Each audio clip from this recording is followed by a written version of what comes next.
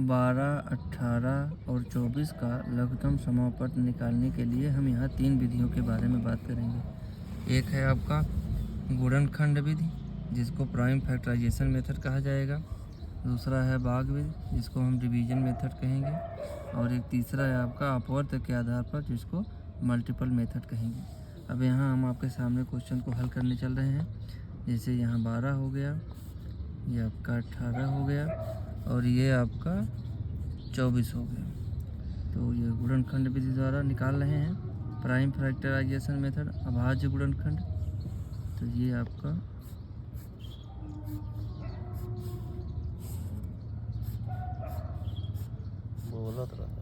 और ये आपका 24 है, 24 का। और जैसे 2 के पहाड़े में ये 2 एकम 2 हो गया, 2 दूनी 4, 12 हो गया। फिर 2 छक्के 12 हो गया, फिर 2 तिहाई 6 हो गया, फिर ये 3 एकम 3 हो गया। फिर ये 2 के पहाड़े में 18 आता है, दोनों में 18। 2 के पहाड़े में 9 नहीं आता, अब यहाँ 3 से ले जाएंगे। 3 अभाज्य संख्या है, तो 3 त्रिका 9 हो जाएगा और 3 एकम 3 हो जाएगा। फिर इसको हम करेंगे, 2 के पहाड़े में 12 आता है, तो 2 छक्के 12 हो गया। 2 के पहाड़े में 6 भी आता है, 2 तिहाई 6 हो गया और ये आपका 3 एकम 3 हो गया। तो इस तरह 12 का अभाज्य गुणनखंड, 12 का अभाज्य गुणनखंड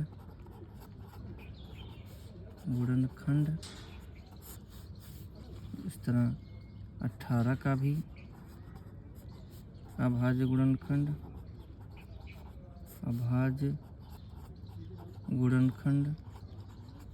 और 24 का अभाज्य गुणनखंड। तो 12 का जैसे यहाँ निकाला गया है, तो हो जाएगा आपका 2 गुणे 2 गुणे 3। और यहाँ 18 का 2 गुणे 3 गुणे 3। और यहाँ 24 का 2 गुणे 2 गुणे 2 गुणे 3। अब इसमें से हमें लघुत्तम समापवर्त निकालना है, तो हम यहाँ लिखेंगे लघुत्तम समापवर्त बराबर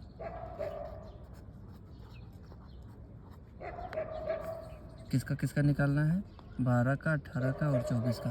अब हम देखेंगे, जैसे 12 का अभाज्य गुणनखंड किया गया, 2 बार आया है और 3 एक बार आया है।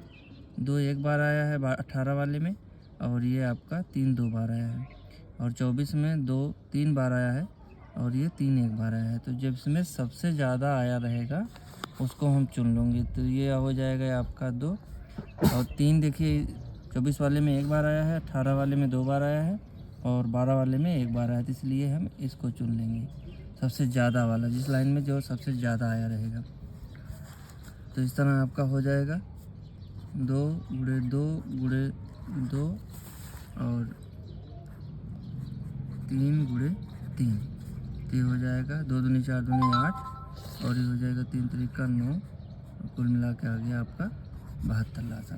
तो ये है अभाज्य गुणनखंड विधि। दूसरा हम भाग विधि के बारे में बात कर रहे हैं।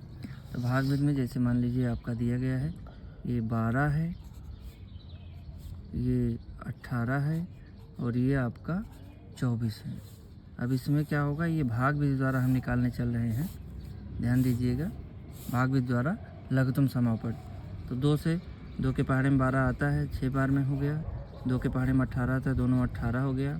2 के पहाड़े में 24 आता है, 12 बार में हो गया। फिर 2 के पहाड़े में 6 आता है, तो फिर 2 से ले जाएंगे, 2 तिहाई 6 हो जाएगा। 9 में नहीं जाएगा, 2 के पहाड़े में 9 नहीं आता, इसको उतार लेंगे। 2 छक्के 12 हो गया।